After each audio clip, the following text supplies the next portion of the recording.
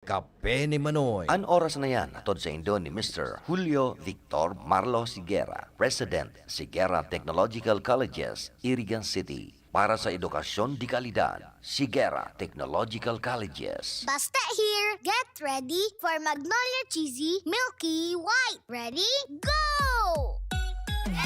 Magnolia Cheesy Milky White, Milky White, white, cheesy, milky, ang creamy pa.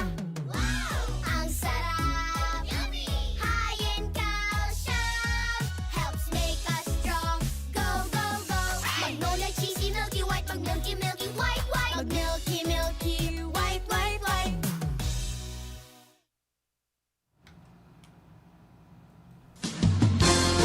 Bareta, aksyon, asin informasyon, sari-sari, halo-halong bareta na napapanahon, aksyon na dapat inuton, asin mga informasyon na pwedeng pakinabangan kan mga namamanwaan. Bareta, aksyon, asin informasyon, ngunyan sa Indo ng madadango kada Lunes hasta Biyernes, alas 5 hasta alas 6 ng pagkahapon, digdi sana sa Indong pinagkakatiwalaan na istasyon, Radyo Ronda, DZKI, Iriga. Kaiba ang sa Indong lingkod, Elma de Lima Gaspe. Laila de Lima, ating ibalik ang hustisya at pag-asa laban. Laila de Lima, ating ipanalo ang laban ng Pilipino.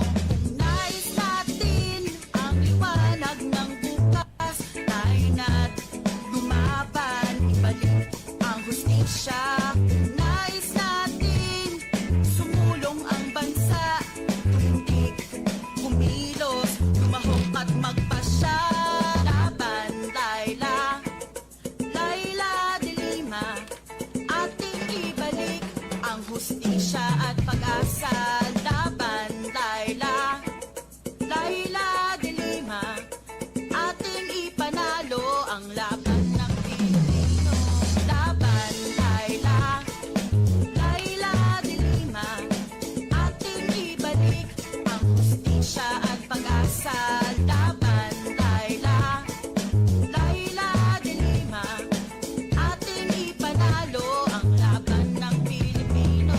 Laban, Laila de Lima, ating ibalik ang hustisya at pag-asa. Laban, Laila de Lima, ating ipanalo ang laban ng Pilipino. Laila de Lima, ating ibalik ang hustisya at pag-asa. Laban, Laila de Lima, ating ipanalo ang laban ng Pilipino. Ang tunay na pagbabago, walang patayan at paggagancho. Okay. Talagang ipaglaban natin ang tunay na laban ng mga Pilipino. Tayaon kita sa Pilipinas, of course. Okay?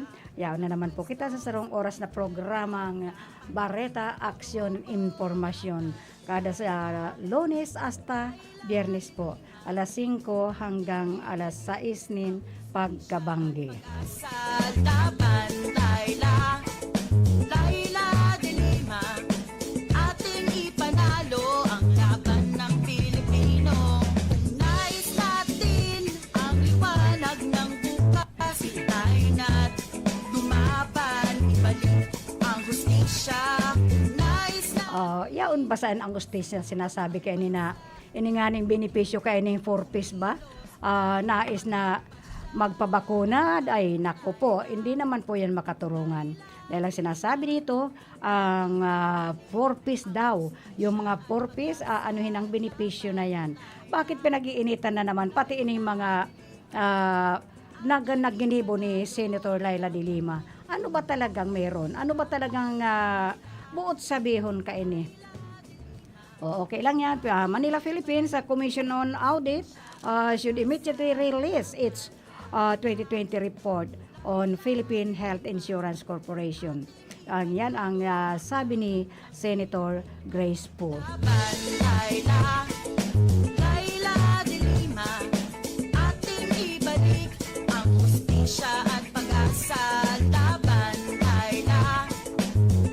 taano tada imadakol ang ining mga nagpapabakuna na ini na sobrang dumami na po yung mga 4-piece beneficiaries na nagpapabakuna. Yan ang sabi ng DSWD. Of course, kasi nga may panukala na naman ang ating tatay, ang ating presidente regarding dito sa 4-piece na ini.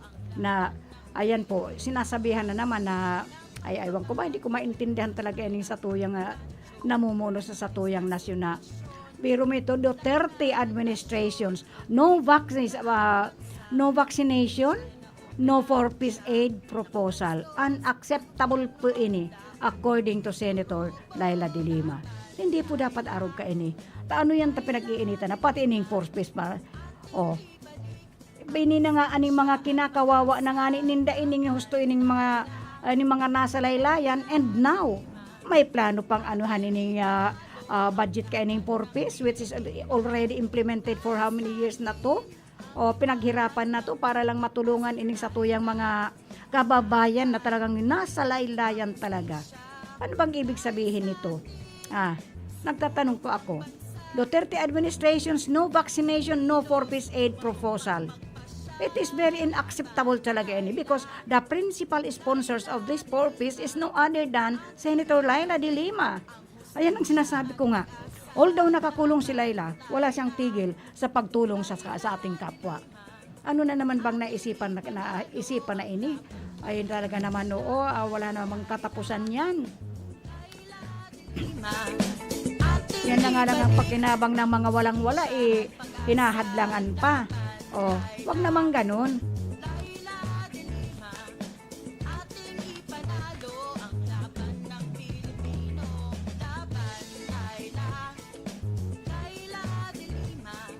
Pero may sinasabi sana. Matapos pagbantaan na hindi makakatanggap ng kanilang benepisyo, ano ba yan? Mas marami ng may benepisyaryo ng Pantawid Pamilyang Pilipino program.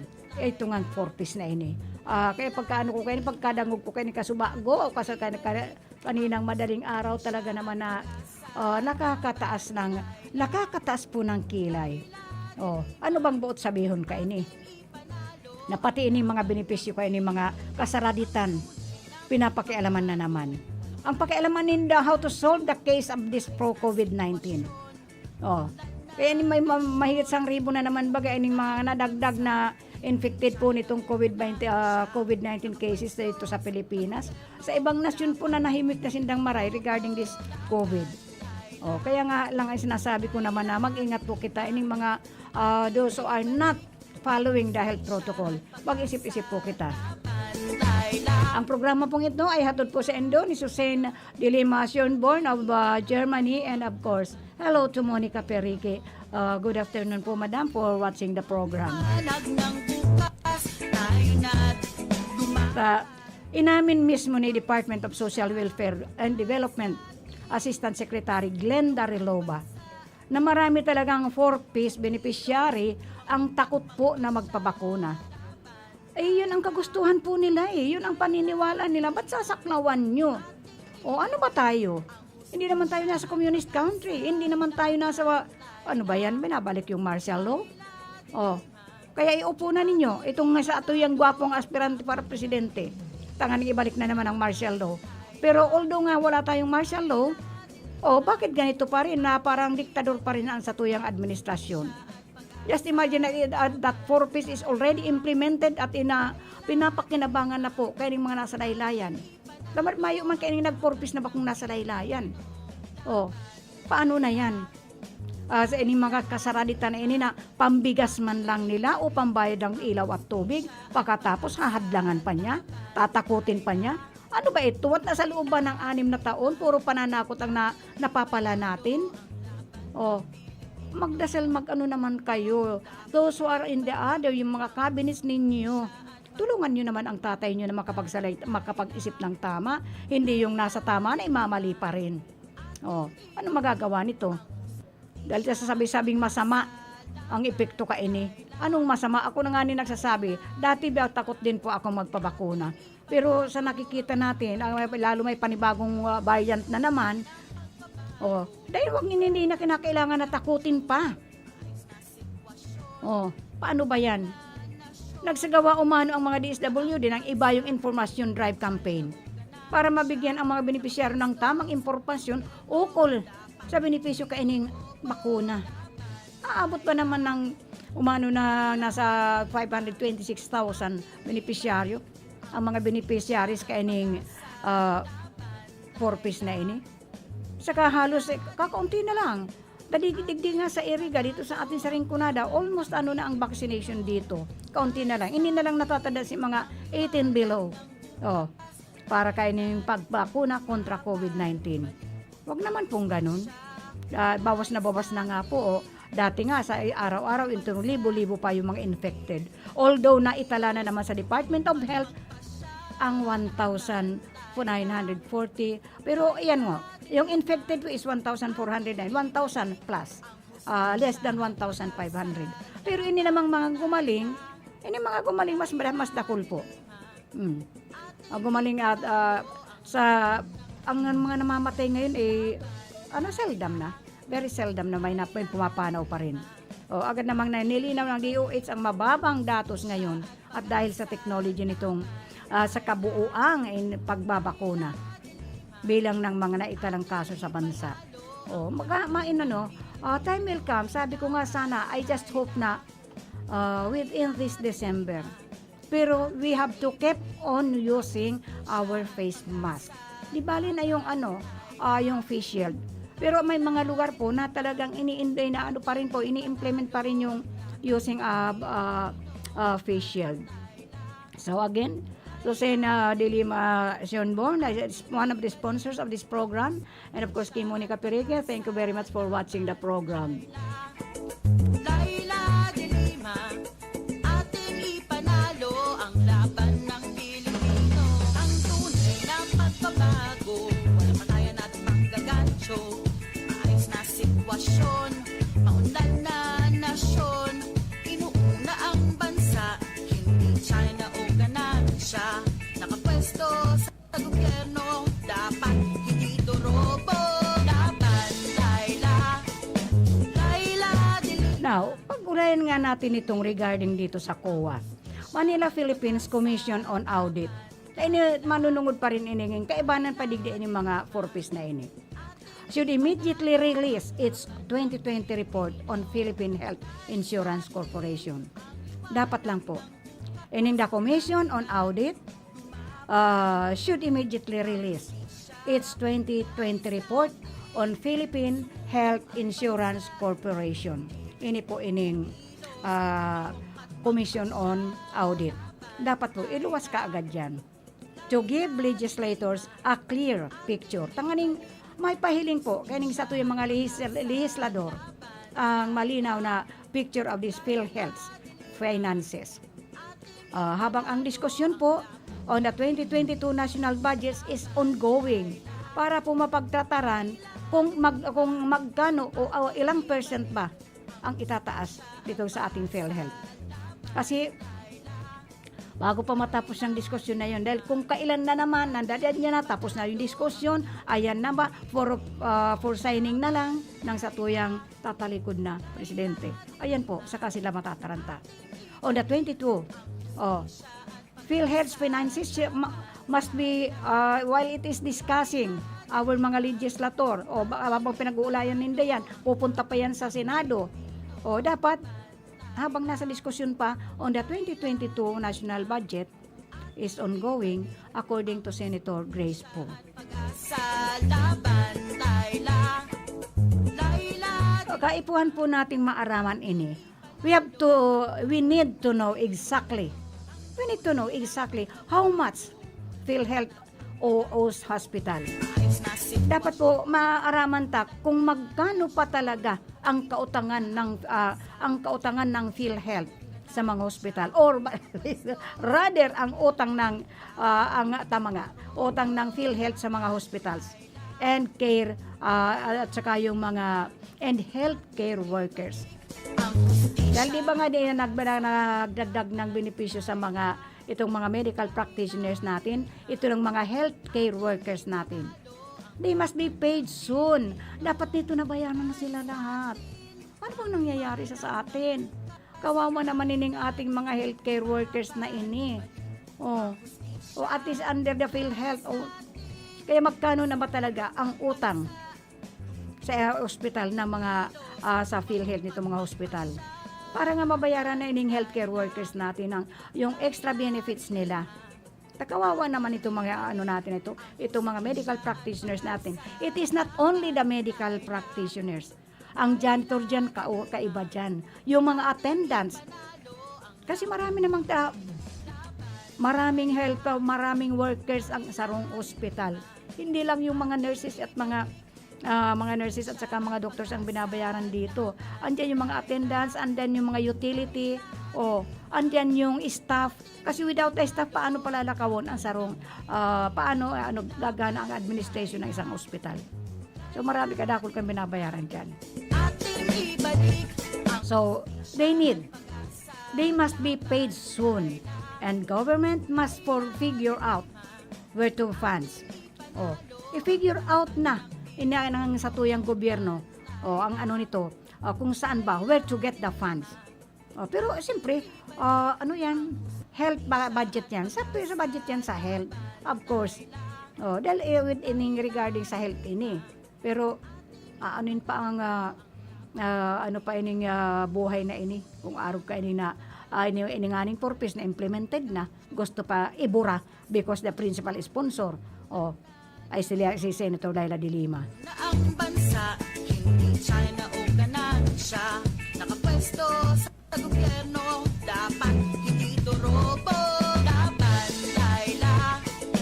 Laila de Lima, ating ibalik ang hustisya. Hello also kay Edgar Payolo o Mila o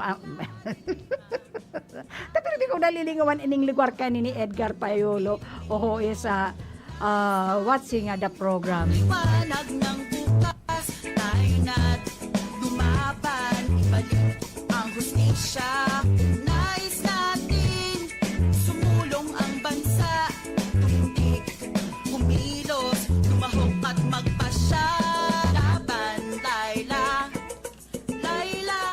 Ang programa pong ito ay of course hatod po sa endo ni our very own Senator Laila de Lima, ni Kagawad Melnandada Robles Morallo, ni Rodolfo Jeff J. Poitino, and of course ni Mr. and Mrs. Jose Manrique Orallo, and of course kan Mama Betty's Farm. Ayan, may litson na po. May litson manok na po ang Mama Betty's Farm. Kung gusto po niyo mag-order, masiram po yan kasi ako ang enot na pinatikim niya ni ng Mama Betty's Farm. Kung kayo po ninyo ng mga panghanda, pangkatay, just go to Mama Betty's Farm, owned and managed by Mrs. Marisol Bondal. Barato lang po dyan magbakal. So, kung gusto man nindo magpagayon-gayon at magawin gayon ang araw ko, ay na naman tayo. Just go to Cheryl Beauty Salon. It is owned and managed by Cheryl and Tuding Castroverde Aquiler. Ating ipanalo ang Ngunyan, kung gusto man kung may mga motorsiklo man nindo ay medyo may diferensya, may sira o kailangan nyo ng mga spare parts and gusto kailangan kaipuan po nindo ng mekaniko, just go to Saranghe Motor Parts and Services. It is owned by Mr. and Mrs. Marvin Tess Gonowon Rason. Diyan po lang yan sa going to Mountain Unit. Kaya sa mga nasa Mountain Unit po, it is very easy for you to pumunta kayo dyan sa and bumili ng spare parts, magpagawa ng mga diferensya ng inyong mga motorsiklo. Just go to Saranghe Motor Parts and Services. And of course, kung kamo man po ay may handaan, may mga small events or big events, mga special events po. Ayan po, magpunta lang kamo dyan sa Lasa Resto Bar and Water Refilling. Pwede dyan po, may roof garden po sinda. Pwede kamo dyan kung gusto ni exclusive. Meron po naman sa garden, sa mga garden event ninyo dyan para maayahay. Pwede man kung kayo ay magla-lunch or whatsoever it is, pwede man may lunch po sila na they are serving lunch and dinner every day po yan. Pwede ka mo mag-order yan po, mag-take home ng yung mga short orders po. nais natin. But happy birthday pala doon sa anak ni Mr. and Mrs. Rodel Buena Obra po. Magbe-birthday po siya, 1 year old po. Dilima. And thank you very much po sa pinagdala natin kasubago dyan sa simbahan, dyan sa Our Lady of Paris, Fatima Paris and Shrine. Kasi bago po, talagang masiramon po sa tingin ko pa lang po doon sa pinagdala na, sa pinag-share niya. Nag-share po sila kan sa indang mga blessings. Nag-share po sila. Kasarap-sarap ng sapsoy at saka yung chicken, si fried chicken na manok. Sabi nila, fried chicken daw na manok. Siguro may fried chicken na baboy. So, thank you very much, Rodel, Sir and Mrs. Rodel Bena Obra, sa Lasang Amona. Ayun nga, pinopromote ko yan. Just go to Lasang Amona. Yan lang po yan sa Atubangan Kang BCC, dyan po sa San Juan, Baaw. And I would like to say hello, love. I am not forgetting you. I would like to say hello and thank you to my only love of my heart, James Wale Osas of Nigeria. And of course, to my love friend, Manu Anil of India. Laila de Lima, ating ipanalo ang laban ng Pilipino. Ang tunay na Hello also to Architect Saludo and family. And of course, kay Engineer Steve and Edith Andalis. inuuna ang bansa, hindi China o ganansya. Nakapwesto sa gobyerno, dapat So, ang lagi ko sinasabi sa Endo, laban Laila. Taining si Senator Laila de Lima, dahil ko po maintindihan nga nila. Pero I'm so proud of her. Very proud po ako sa iyo dahil although nakakulong siya, ikinulong siya. Patuloy pa rin ang sa iyang pagtulong. Katunayan po dyan, she made almost 500 resolutions. Kasama na po dyan yung mga RA, mga Republic Act na ginibo niya habang siya ay nakakulong. hustisya. Kaya although ginigipit siya ng husto, pero hindi siya mapapatahimik. Magpasya, laban, Laila. Nakakulong nga pero tuloy-tuloy ang pagtulong. Tumatakbo talaga ang kanyang mga trabaho. Hindi hadlang po sa kanya ang sa iyang pagkakadetensyon. Laila de Lima, ating Kaya like what I've said, I always said, freedom and vindication will soon come for Senator Laila de Lima. Justice will always prevail. Although naniniwala ako na we don't even have justice for this administration. But justice will always prevail for Senator Laila de Lima. Lalaban at lalaban siya. laban, Laila. Laila de Lima, ating ibalik ang hustisya at pag-asa. Laban, Laila. So, ipadagos natin yung regarding dito sa PhilHealth na kung bakit napaka-atrasado. The operations of hospitals are at risk. Yes, the operation of hospitals is still, all the hospitals is still at risk. Kahit yung mga dito sa probinsya, lalo yung mga probinsya tinatamaan pa. Yung mga late infections na yun. Dahil may mga lugar po na late ang pagdating sa ila, ang pagbisita sa inda ni COVID-19. Sitwasyon, Kaya the operations of hospitals are at risk. We are still in pandemic. Hindi pa tapos ang pandemic natin. So, we must beware na laging ang health protocol po. Using face mask na lang ay kinakatamaran pa natin. How much yung washing of the hands? Paano ba yan? Yung ano na nga lang face mask na lang, mali pang pagkakalagay. ang laban ng Pilipinas. We are still in pandemic and people are still dying. There are still so many dying because of this pandemic. So, we must be careful. Observe health protocol. Kanina, nakita ko na naman ang dami. Ini mga millennials natin katitigas ng ulo. Laban, Laila. So, since there are still dying and the pandemic is still going on, PhilHealth must not hide. Hindi dapat ipinatago ang PhilHealth or sugarcoat its numbers, sabi ni Senator Grace Poe. Laila. In COA 2019, Annual Audit Report on PhilHealth Benefit Claims reported at the end of 2018. Ano ba yon? Laila de Lima, ating ipanalo ang laban. So the Private Hospitals Association of the Philippines, sinabi nila they are still awaiting PhilHealth's action. Ayan po. The Philippines The Private Hospitals Association of the Philippines Incorporated. Sabi nila, they are still awaiting. Hinihintay pa rin po nila ang PhilHealth's action. Hinihintay nila yan to pay the COVID-19 claims from 2020. Even as some hospitals said, they are thinking of not renewing their accreditation. Much better. Pero paano na lang po ining sa tuyang mga kababayan na nasa laylayan? Hindi naman po pwede yun. It is very much unfair. So, we need to know really the exactly how much PhilHealth owes the hospital. Dapat malaman ng taong bayan kung magkano pa ang pagkakautang ng PhilHealth sa mga hospitals. Importante man po yan since ang pera natin, it is galing po yan sa mga taxes natin. Kawawa naman those who are paying their taxes faithfully. Pagkatapos nakikitang it is not managed properly. Marami pa rin namamatay. Ang pandemic ay hindi pa tapos. So, PhilHealth cannot resort to delaying and score tactics to discourage hospitals from pursuing what's due for them. Wag naman nilang tinatakot. Tayo kasi kapag nagrereklamo, tinatakot lang. I will put you on jail. I will jail you. That is always the bibig. Ayaw ko lang magmura. Ating ipanalo ang laban ng Kaya ang sabi ni Senator Grace po, the hospitals from pursuing what's due for them. Kung ano talaga ang para sa kanila pagdating dyan sa PhilHealth. Yan po ang pinagsisikapan din ngayon ni Senator Grace po.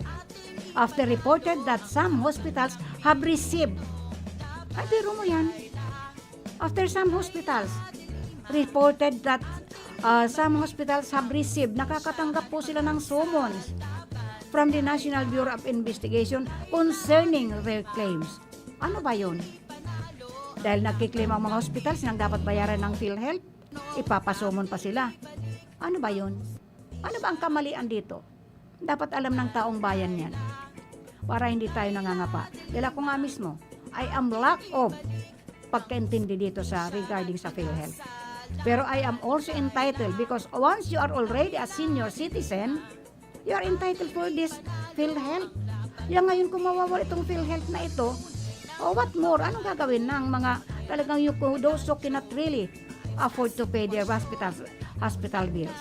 nasyon, inuuna ang bansa. So, ang PhilHealth po natin received 35,147 COVID-19 claims from hospitals in 2020.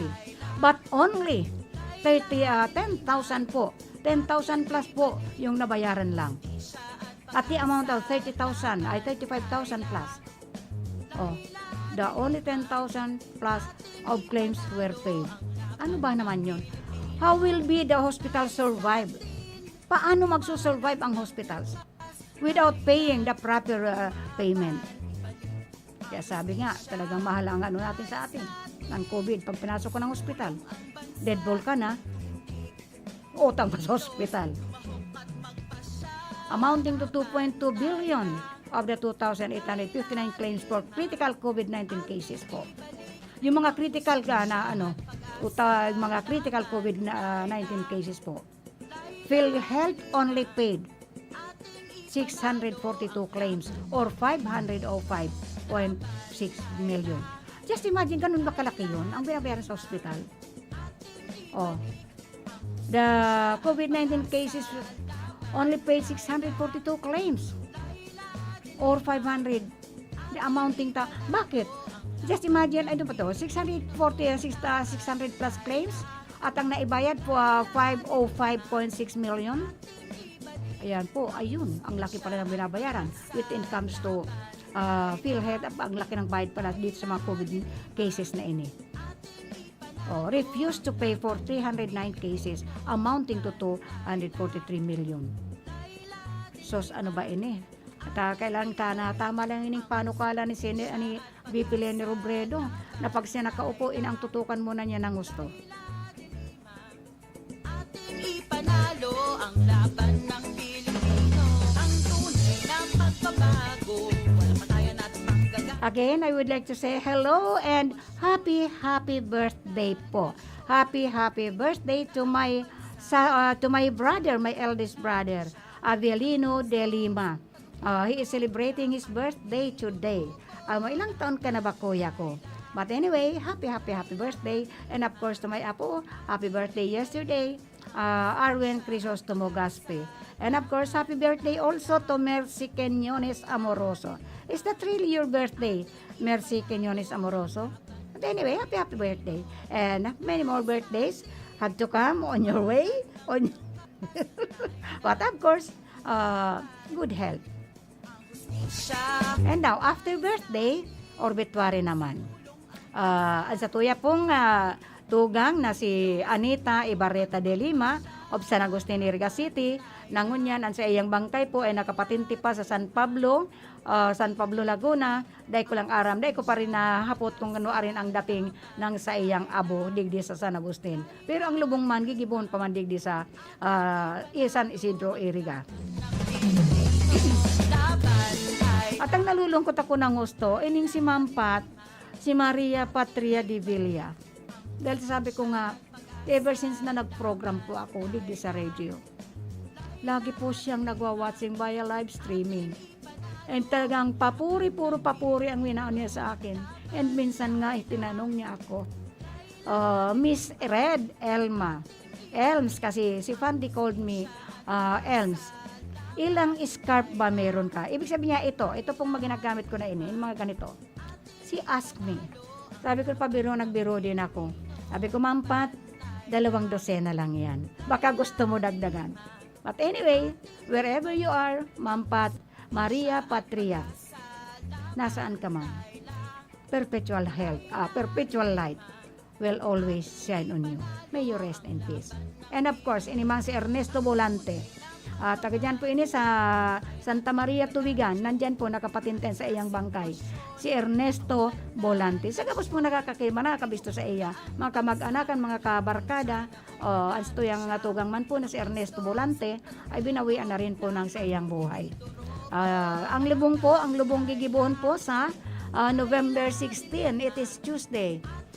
Next week pa ang lubong ni Ernesto Volante dyan po sa Santa Maria Tubigan. November 16 po ang lubong, alas 9 po ng pagkaaga. Nais natin ang liwanag ng bukas. Tayo na't lumaban, ibalik ang hustisya. Nais natin sumulong ang bansa. Tumindig, kumilos, lumahok at magpasya. Laban, Laila de Lima, ating ibalik ang hustisya at pag-asa. Okay. Dagdagan ko pa nga nining ano ka ini. Duterte administration, no vaccination, no for-peace aid proposal. Unacceptable po ini para kay Senator de Lima because he is the principal author of this for-peace. Opposition Senator Laila de Lima denounced calls from the Department of the Interior and Local Government, DILG, and Malacanang to include COVID-19 vaccination as a condition for for-peace beneficiaries to receive their financial assistance. Pinagtatanggap na po sila. And this is already implemented at nakakatulong po ini ng malaki dito sa tuyang mga kababayan na talagang nasa laylayan. Ngunyan, ano ini na naiwan ko ba? Nakakainis po. Na pag hindi nagpabaksin, hindi makakatanggap ng financial assistance na yan. Ha? Bakit ano bang nangyayari? Ano ba yan? So, De Lima, the principal author of Republic Act. Ito po, Republic Act number 11310 or the Pantawid Pamilyang Pilipino Program, which is the for-peace. Dapat hindi ito robo. Again, ang programa pong ito ay hatod po sa endo ni Senator Laila de Lima, ni Susan de Lima Schönborn of Germany. Laila de Lima, ating And of course, ni Daday Kagawad Mel Nandaday, mga Robles Moralio. And of course, ni Jepoy Tino. Jeff Jepoy Tino. Ang hustisya And of course, ng Cheryl Beauty Salon and Mama Betty's Farm and of course, kan Saranghe Motor Parts and Services. tumahok at Okay, palagos po kita. laban, Laila de Lima. Ito po yung Pantawid Pamilyang Pilipino Program, 4Ps. It is Institutionalization Act. Institutionalization Act. Institution po ito Laila, in the Senate called the Duterte administration's proposal reprehensible. Reprehensible po. And unacceptable. This is very inacceptable. Or those kayo mga 4Ps beneficiaries, bahala na po kayo. Nasa sa inyo po ang desisyon o if kung ano ang dapat gawin ninyo. And this proposal po. ibalik ang hustisya, For me, this is really very inacceptable. Laila. Explaining that the funds for the 4Ps program should not be used. Dapat ang anong pondo kaya ng 4Ps program na ini should not be used as a bargaining, nako po, ano ba ini, bargaining chip for force people to re-inoculate against COVID-19. Sa laban, Laila. Ang 4Ps po ay tulong sa ating mga kababayan na nangangailangan ng gusto. Sobra-sobra ang pangangaipo. Sobra-sobra pa ang pangangailangan. Tunay na pagbabago. Hindi naman po ito kasangkapan. Hindi ito kasangkapan na pinahiram mo lang o ibinigay mo na pagkatapos bawiin mo. Hindi ito po kasangkapan para pilitin ang mga tao na naghahanap ng paglilinaw at impormasyon sa bakuna. Ano ba yan? Yan po ang sinasabi ni De Lima, the chairperson of the Senate Committee on Social Justice, Welfare and Rural Developments. Yan pa ang sinabi niya. Sa laban, Laila. Laila de Lima. Sobrang labag po ito sa batas at hindi makatao. Hindi ito makatao ang no vaccine, no subsidy. Nakakasama po ng loob. Talaga pong sobrang nakakasama ng loob. Ano pong masasabi mo kay ni Edgar Payolo? Yan po, Edgar Payolo of Pamplona. Kilos, tumahok You are watching right now. Mabuti si Monica Perique. Nag-thumbs up po siya. Hello also to Lenlen and kay, ano ba yun? Melanie Mendoza. siya at pag-asa. Kayo, labag po ini sa batas at hindi makatao ang no vaccine, no subsidy. Ano ba ito? Talaga bang diktador na tayo? Nakakasama po ng loob na niluluto ng gobyernong ito. Huwag niyo nang lutuin dahil luto na po ito, implemented na po ito at pinapakinabangan na po ini ng ating mga kababayan. Pinapakinabangan na po ito ni Juan de la Cruz. So huwag niyo nang lutuin, lutong-luto na po ito. Laila. Laila de They cannot just add a conditionality which is not found at in the law and any amendatory law. Wala pa naman itong ilang bakit amended na ba? Imposibleng vaccination as a precondition for 4Ps aid. Availment would be downright oppressive. Yan ang sabi ni Senator Laila de Lima.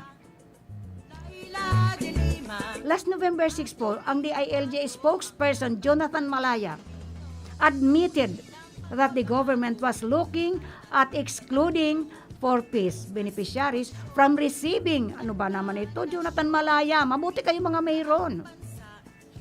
You admitted that the government was looking at excluding 4Ps beneficiaries from receiving subsidies under the anti-poverty program if they would not get vaccinated against COVID-19.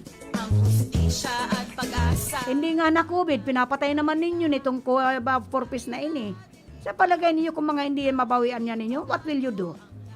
Ng Pilipinas. Masaya ba kayo? Sana nga makarma na kayo. Isa pa ining si Presidential Spokesperson Harry Roque echoed this sentiment and suggested that Congress should introduce an amendment on RA 11310. Bakit amendaran pa ninyo ini? Batas na po ini.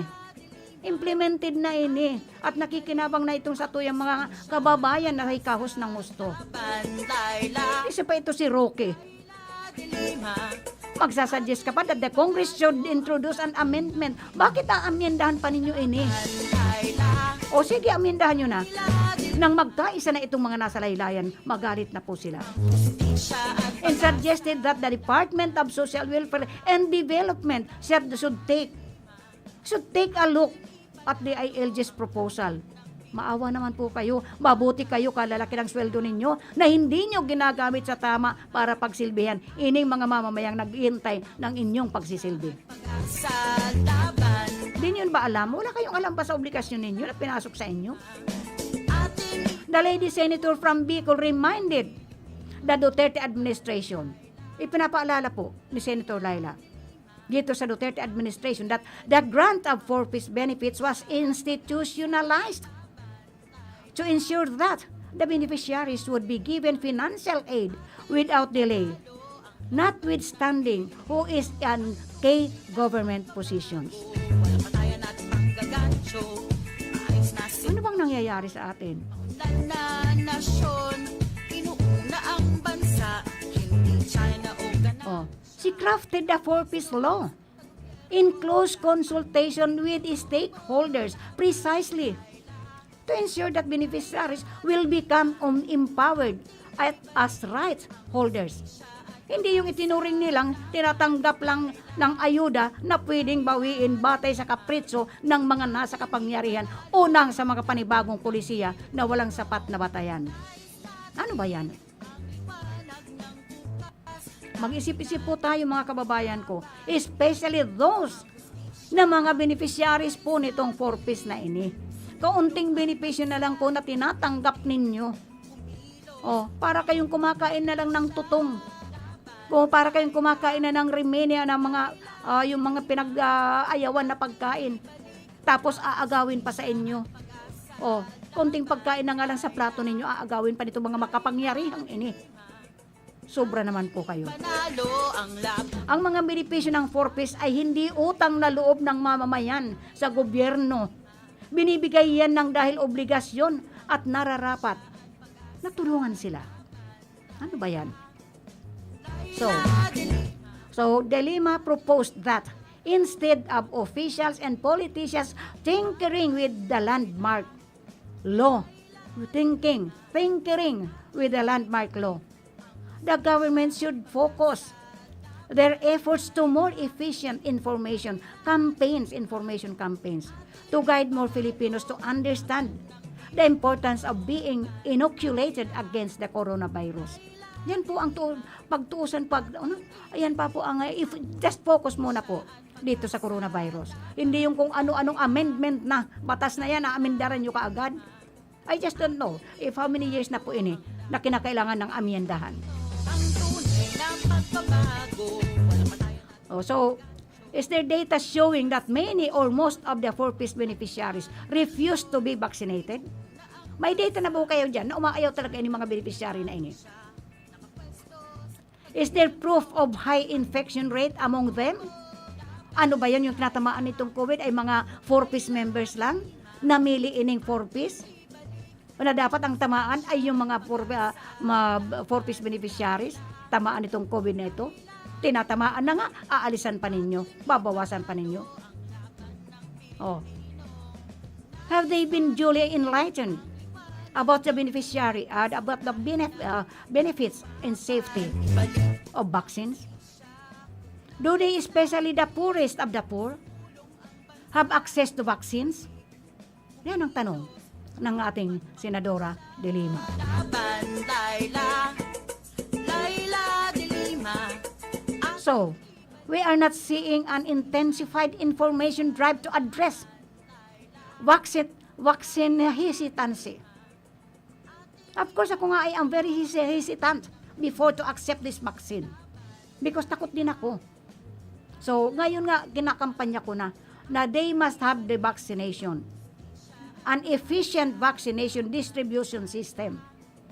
So, why resort to arm twisting to force people to toe the line? bakit mamamayan na naman ang paparusahan sa kapalpakan ng pandemic response? Tatakutin pa na babawiin ang tanging pantawid nila sa gitna ng pandemya? Aba, mag-isip-isip naman kayo. Sino ba ang mga nito? Advisors itong ating tatay natin na ini. Ulianin na siguro. At wala nang ibang naisip. Ako po talagang, naku po. Kung marunong lang akong hindi ko alam.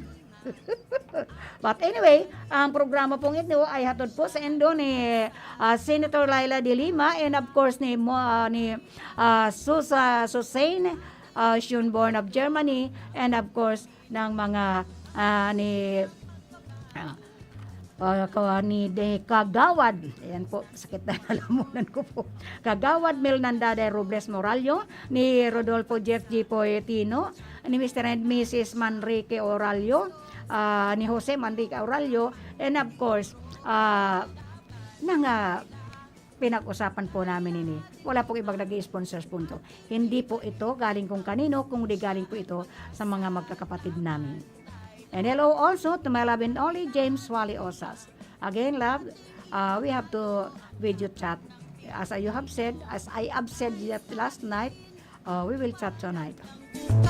Hello also to Ochi de Lima and of course to Ate Hedy Mirando de Lima, Echel and Dini de Lima Esteliena, Ate Sonia de Lima Siranelia Briones, Bat 6569, and of course sa my only son, Dr. Ariel de Lima Gaspe and family, Mary Ann de Lima Gaspe and family, and Elizabeth de Lima Gaspe de la Serna, Isabel Joel Mina Gaspe, and of course to all the Gaspe bloodlines, de Lima bloodlines. I shout it out. Nagpapaaram na po ako, oras naman po, ang sa tuyang nakaibanan sa technical side, andyan po si Sir Felix Lagrimas, andyan man po si Sir Chabe na Obra, and of course andyan pa po si sa PSG si Aldrin Orlanda, and nasa transmitter po si Jimson Oko, and kaibanan man po niya duman si Jimmy Gwanson. Ako po ang duman na kaibanan at makakaibanan pa until election na tayo at hanggang may pagbayad pa. May pong iba kung di si Kagawa Dilma Dilimagas pinagsasabing thank you and stay safe always. God bless us all. Sa laban